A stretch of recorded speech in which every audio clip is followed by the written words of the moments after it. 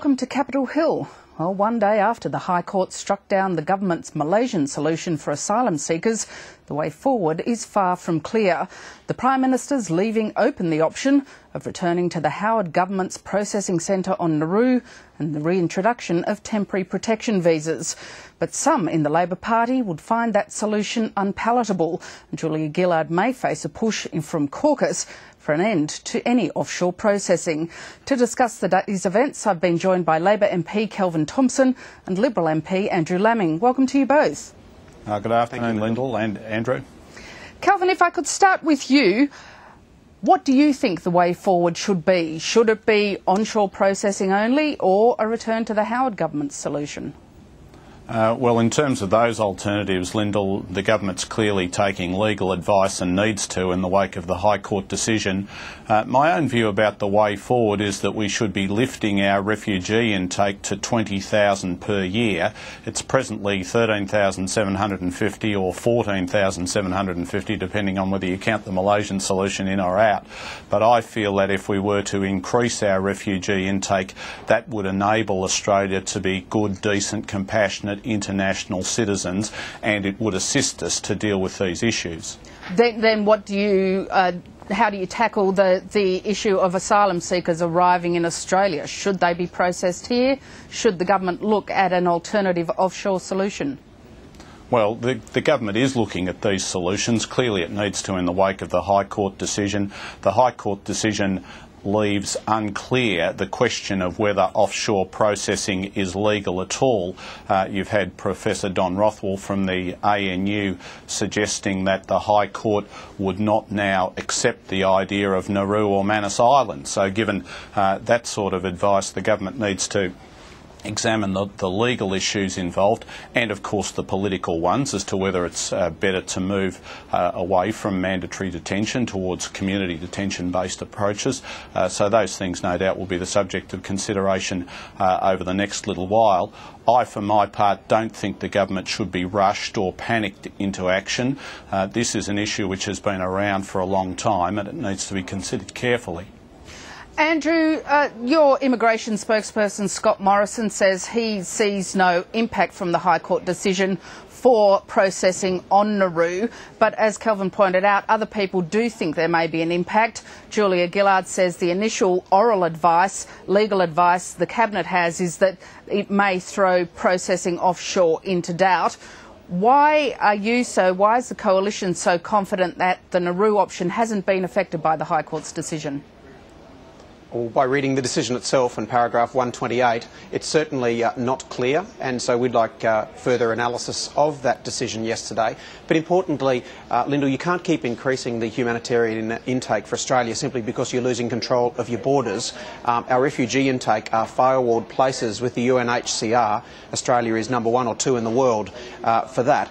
The arrivals by sea, we call them irregular arrivals, they come out of our special humanitarian intake and they displace other forms of arrivals. So it's important to remember that just because we're losing control of our borders doesn't mean we're actually going to be necessarily taking more refugees from the hotspots around the world where we should be supporting UNHCR, because that actually stops people jumping in leaky boats in the first place. But wouldn't increasing the humanitarian intake give some sense to the notion of the orderly queue, which many dispute, but that the Coalition has often talked about? Taking many formally as part of a refugee intake might actually mean people don't have to jump in the leaky boats.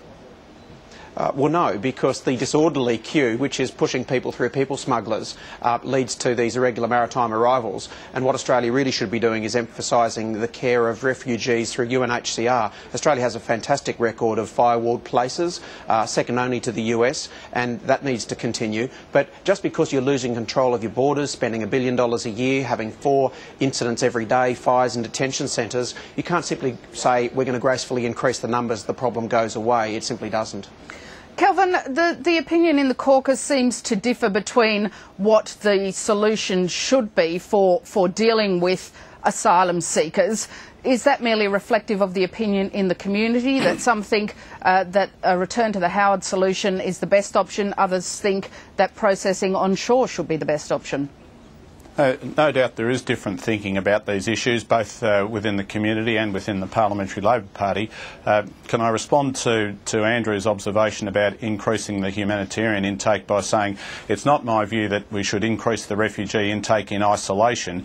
It's my view that we should cut the skilled migration intake, which has skyrocketed in recent years. It's now up towards 125,000. I think it should be pared back to 25,000. I think it is possible for us to walk and chew gum at the same time on migration issues. That is to say, to have a decent, compassionate, humanitarian response, as well as meet the concerns of the Australian community about rapid population growth and its impacts in terms of housing affordability, cost of living pressures, traffic congestion, declining birds, animals, plants and the like. If we could go to the politics of the situation, Kelvin, do you accept that if the government did move to reopen the processing centre on Nauru and possibly also reintroduce temporary protection visas, that will be a huge back down from what it said publicly before? Well, the government hasn't moved to do those things, Lyndall, so I think it's rather hypothetical. The government's indicated that it will be studying the High Court decision. I think everyone will be looking closely at the High Court decision to see what options are available and not available from a legal point of view. It's worth observing that Nauru has taken steps to ratify the United Nations Convention on Refugees, and that it is taking steps forward from the days when the Howard government made use of it. But I think it's premature to be speculating about how people might respond to particular approaches. What do you think, though, the decision by the High Court to strike down the Malaysian solution does to the government's credibility and Julia Gillard's credibility in particular? Well, I think it's been a tough year, a character-building year for all of us, but we weren't elected to sit around feeling sorry for ourselves. I think our task is to manage the economy well, and we've been doing a good job in that regard. Australia is in a much better place than the United States, the United Kingdom and Europe. All the indicators like inflation, interest rates, unemployment, our budgetary position, we're in much better shape than other countries and in much better shape than we were left by the Howard government. So the fundamentals of managing the economy well, we've been doing those, and our task is to continue doing those. Andrew, do you think if the government did end up at least looking at the option of pursuing Nauru as an offshore processing centre, that the coalition should facilitate any legislative change that would require to make it consistent with the High Court decision?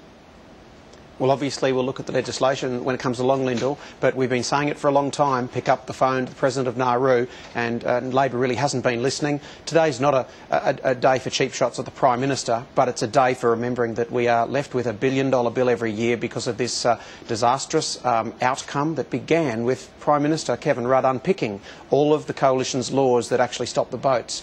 And of course this was an era in 2008 of no consequences, Lyndall, where you could do anything legislatively and there was no problem. But now we're wearing these challenges, and I know for Kelvin it's been a very tough year, but it's actually been a very, very tough administration. I think Julia Gillard will be consigned as a political footnote of rank incompetence in Australia's political history. She's the LBJ of Australian politics, who thought it looked so easy looking over the former Prime Minister's shoulder, but in reality I can't see a single thing that she has touched that's worked. And this has got to be a great concern, both for her own caucus, but also the independents. I mean, initially we felt sorry for Labor for having to live with the weird requests of the independents and having agreed with them and consorted with them, but now we feel genuinely sorry for the independents having to deal with Julia Gillard and the Labor Party in their current state.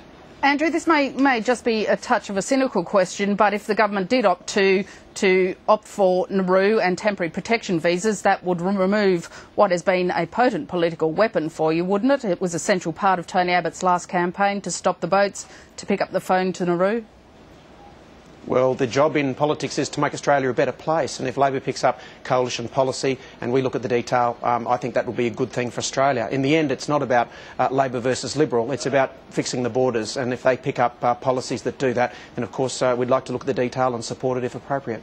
Calvin, what do you say to those people who say the issue of asylum seekers has really been overhyped by the politicians, that it's actually not that much of a problem, and why is so much time being spent on it? I agree with them 100%, Lyndall. The truth is that this year there have been, up till the 30th of June, there were 1,675 people arrived by boat in Australia. Now, at that rate of boat arrivals, it would take 30 years for boat people to fill the MCG, which for non-Melburnians has a capacity of 100,000.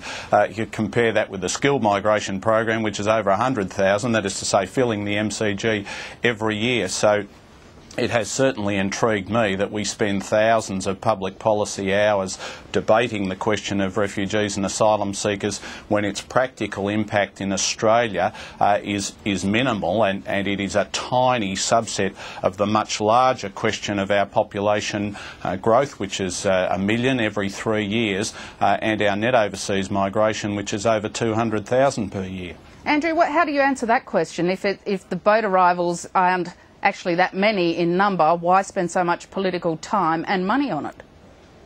Well, we think it's simply immoral to develop domestic policies that encourage this illegal trade of people smuggling.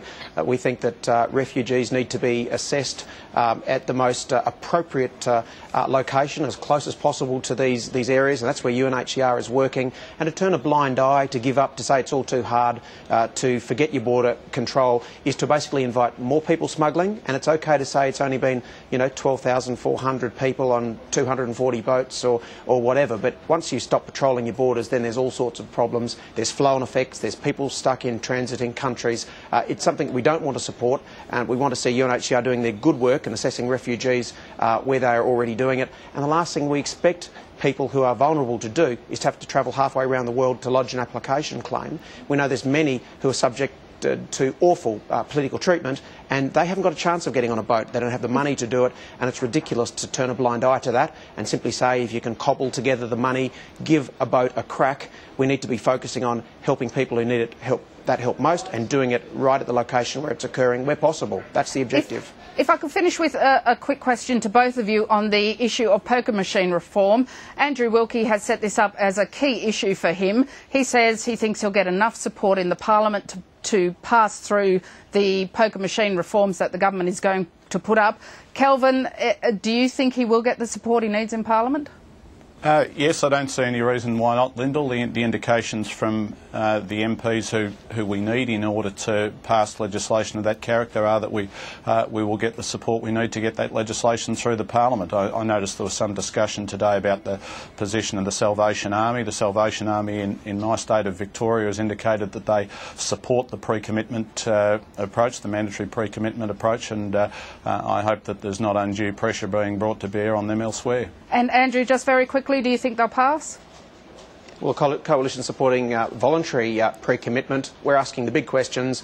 Does Wilkie's legislation actually work? Does it have unforeseen consequences? This public debate about the impact it will have on particularly the major clubs in my community is still one that we're having. We're also seeing it in New South Wales. And I'd be very, very concerned if I was Andrew Wilkie, thinking that this will get through by Christmas. The battle, I think, Kelvin's a lot larger than we realise yet. And that's where we'll have to leave it, gentlemen. Thank you very much for your time.